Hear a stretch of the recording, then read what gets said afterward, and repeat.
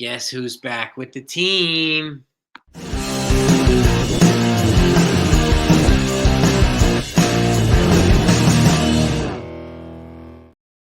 Hey, gang, I hope you're all doing well. So, last night was a fun game.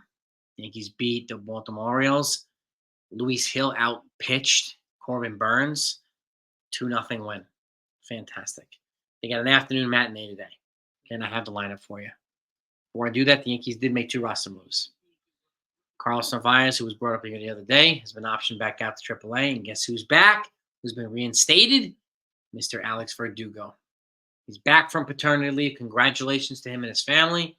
But it's good to have him back. Now, I wonder if once some of these other guys come back, like DJ and Birdie, whether the lineup's going to be shuffled again.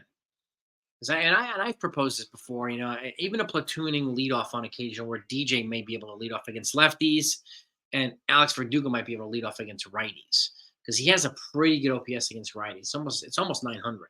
So, and in the leadoff spot too. So I think it would be a wise idea to entertain, but we'll see what happens. I mean, he to me is a guy that's not going to be phased no matter where in the lineup he is. So it's just a good thing. And again, you can lead him off and you could put Anthony Volpe into the 5 spot, right? And where he seemed to be a more natural fit in the beginning of the season. His bat was coming around and evolving even further, and I think it would have been a more natural spot for him. And then once you have a guy like John Birdie back too, he could essentially lead off on occasion as well and bring that speed skill set to the lineup too. So his bat isn't as advanced as Anthony Volpe's is or some of the other Yankees, which is fine, but he does draw a walk and he wreaks havoc on the base paths. So it's just another thought, but I'm totally fine with Alex Verdugo leading off on occasion against righties and DJ leading off against lefties when he's healthy again. So, but we'll see what happens. I mean, I'm happy that Alex Verdugo's back. His presence was felt in the first 2 games of the series. Okay, and his not being here was felt in those 2 games of the series. The lineup was a little bit off without him, and just goes to show that the impact that he's had. Him, Juan Soto, Marcus Stroman, they've all had an impact on this team. Brought swag, they brought character, they brought energy to this team. And the fact of the matter is, Alex Verdugo is an elite defensive left fielder. Period. Okay, he's a solid hitter too. All right, and I think he'll be solid with the bat this season. But he is an elite defensive left fielder, and he makes the other outfielders around him better. That is a player that's valuable to have on this team. And it's still, we have no idea whether he's going to be back next year. Don't know yet. So if he continues to play well, maybe he'll put himself in a position to get to come back. And this is what we need Gleyber Torres to do. We need him to play well to put himself in a position to either come back or have trade value or take a walk with a QO. Right? We just don't know what's going to happen yet with him. He's so far behind, and we need him to kind of right the ship.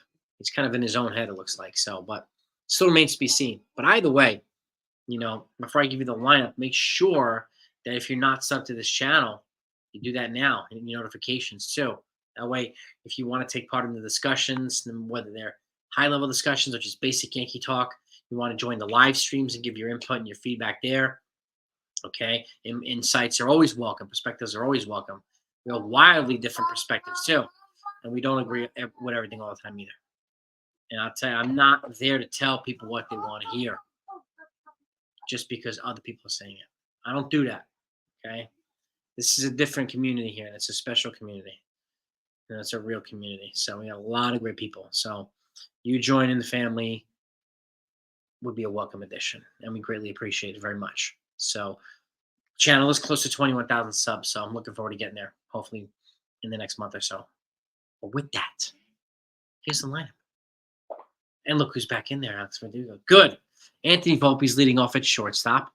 Juan Soto's batting second, right field. Aaron Judge is batting third. Half a day today. He's got DH duty. All right. Give the man a little bit of a break. Anthony Rizzo's at cleanup, first base. Gleyber Torres batting fifth at second base.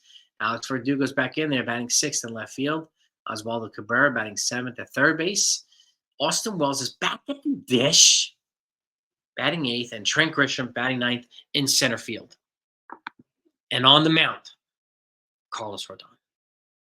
So hopefully he'll continue to build on what's been a pretty solid season so far. And again, we need a win today to split the series against this Orioles team. A very formidable, potent Orioles team. And Carlos Rodon would be a good guy to help us get us there.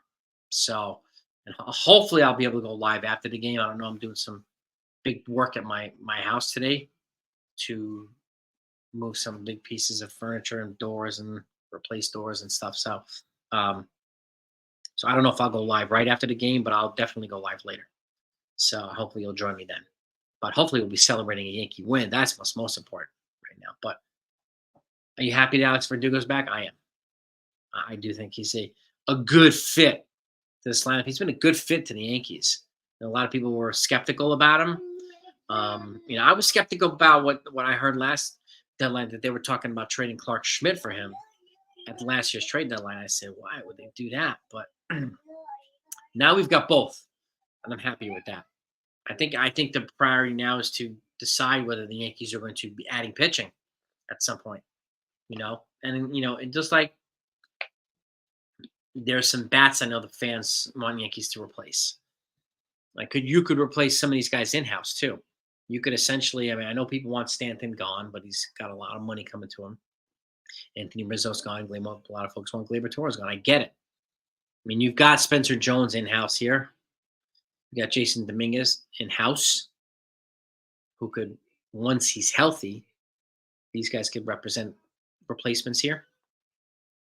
And the only other guy that's worth replacing Gleyber Torres, or if we're going to go outside the house, is Luis Arias. But I don't know if he's going to be available from the Marlins and how you would fit that in there. He could play second base, but where would he be the leadoff guy? It would be a logical fit to be the leadoff guy, but it still remains to be seen how in the world they would do that. But I hope Gleyber Torres' bat wakes up. I really do. Just like I hope Aaron Judge's bat wakes up.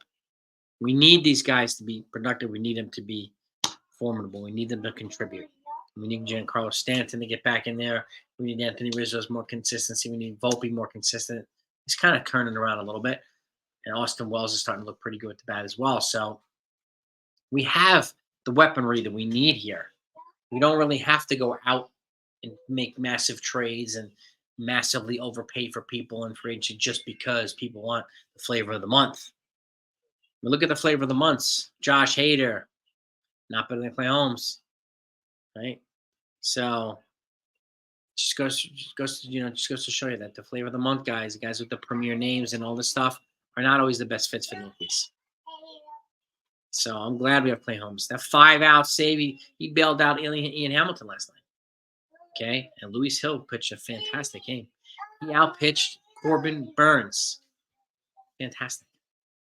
So I'm pretty excited. Hoping to celebrate another win today. That's the lineup. Those are the roster moves. Go Yankees.